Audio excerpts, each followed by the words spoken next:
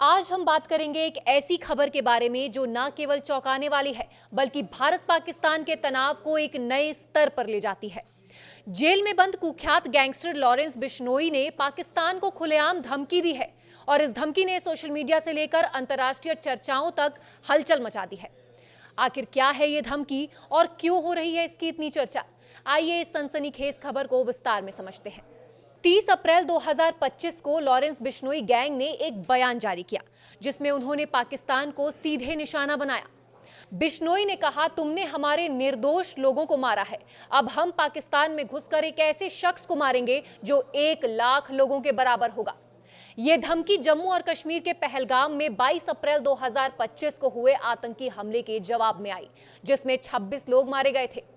इस हमले ने भारत में गुस्से की लहर पैदा की और बिश्नोई गैंग ने इसे बदला लेने का मौका बना लिया। सोशल मीडिया पर उनकी ये धमकी तेजी से वायरल हो गई और लोग इसे राष्ट्रवादी गुस्से के रूप में देख रहे हैं। पहलगाम हमला भारत पाकिस्तान के बीच पहले से चले आ रहे तनाव को और भड़काने वाला साबित हुआ। भारत ने इस हमले के जवाब में कई सख्त कदम उठाए, जैसे सिंधु जल संधि को निलंबित करना और अटारी बॉर्डर बंद करना।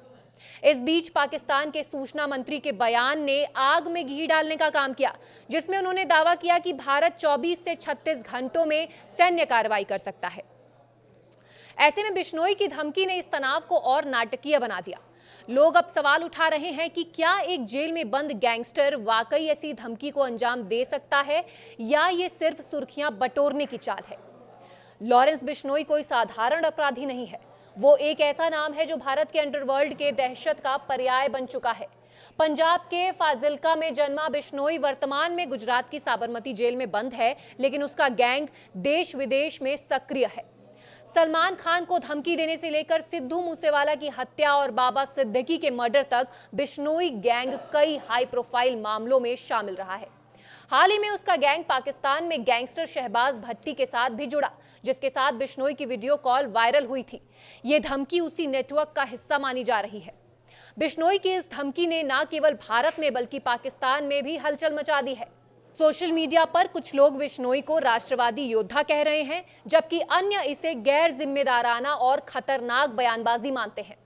भारत की सुरक्षा एजेंसियां भी इस धमकी को गंभीरता से ले रही हैं, क्योंकि बिश्नोई गैंग का इतिहास बताता है कि वो अपनी धमकियों को अंजाम देने में सक्षम है।